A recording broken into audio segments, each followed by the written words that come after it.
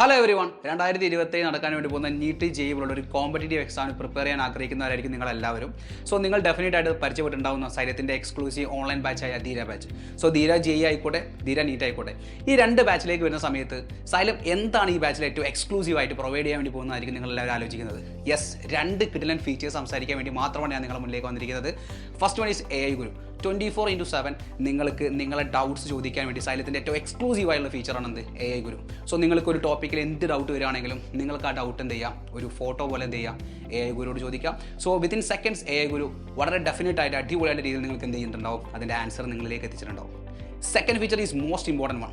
കാരണം that will give you more exams, അല്ലെങ്കിൽ exam പോലെ നിങ്ങൾക്ക് എന്ത് ചെയ്യാം, അടിപൊളിയായിട്ട് നിങ്ങളുടെ പെർഫോമൻസ് ഇമ്പ്രൂവ് ചെയ്യാൻ വേണ്ടി പറ്റുന്ന സെക്കൻഡ് ഫീച്ചറാണ് ഇൻഫൈനൈറ്റ് പ്രാക്ടീസ്. സോ എന്തായിരിക്കും ഇൻഫൈനൈറ്റ് പ്രാക്ടീസ് എന്നായിരിക്കും നിങ്ങളെല്ലാവരും ആലോചിക്കുന്നത്.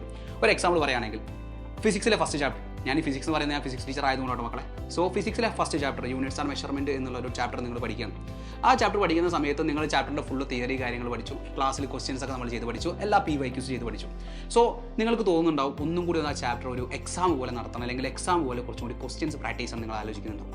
സോ അതിന് വേണ്ടിയിട്ട് സൈലത്തിൻ്റെ ഒരു എക്സ്ക്ലൂസീവ് ഫീച്ചറാണ് ഇൻഫൈനൈറ്റ് പ്രാക്ടീസ്. സോ ഈ ഒരു ഇൻഫൈനൈറ്റ് പ്രാക്ടീസിലേക്ക് നിങ്ങൾ കയറുന്ന സമയത്ത് നിങ്ങൾ ചാപ്റ്റർ സെലക്ട് ചെയ്യും, യൂണിറ്റ്സ് ആൻഡ് മെഷർമെൻറ്റ് സെലക്ട് ചെയ്തു, നിങ്ങൾക്ക് വേണ്ട ക്വസ്റ്റ്യൻസിന് എണ്ണം നിങ്ങൾ സെറ്റ് ചെയ്യും. അപ്പോൾ നമുക്ക് എല്ലാവർക്കും അറിയാം, ഒരു കോമ്പറ്റേറ്റീവ് എക്സാമിൽ നമുക്ക് ഒരു ക്വസ്റ്റ്യൻ ചെയ്യാൻ 1 മിനിറ്റ് സമയം ഉണ്ടാവുക.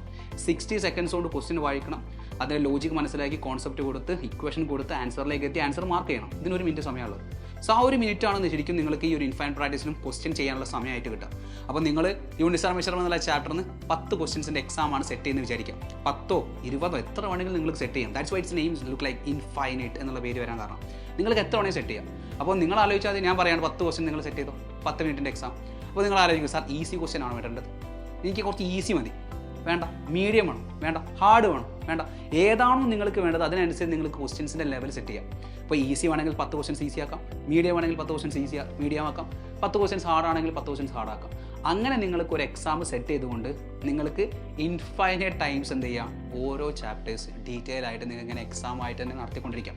അപ്പോൾ പഠിച്ച സാധനം എന്ത് ചെയ്യാം, ഒന്നും കൂടി പ്രോപ്പറായിട്ട് ക്വസ്റ്റ്യൻസൂടെ കടന്നു പോകുന്ന സമയത്ത് നമുക്ക് ചെയ്യാൻ വേണ്ടി പറ്റുന്നുണ്ടോ എന്നുള്ളൊരു ഐഡിയ കൂടി നിങ്ങൾക്ക് ഈ ഒരു ഫീച്ചർ നിങ്ങളിലേക്ക് എത്തുകയാണ്. അപ്പോൾ നിങ്ങൾ ആലോചിക്കുക, ഇത് ചെയ്യുന്നതിനനുസരിച്ച് നമ്മൾ എന്താണോ നമ്മൾ അടിപൊളിയായിട്ട് ഇമ്പ്രൂവ് ആയിക്കൊണ്ടേയിരിക്കുന്നുണ്ടാവും. സോ ഈ രണ്ട് ഫീച്ചേഴ്സ് ഉപയോഗിച്ചുകൊണ്ട് നീറ്റ് ജെഇ പോലുള്ള കോമ്പറ്റേറ്റീവ് എക്സാം നമുക്ക് അടിപൊളിയായിട്ട് ഒരുമിച്ച് ചേർന്നുകൊണ്ട് പഠിച്ചെടുക്കാം മക്കളെ.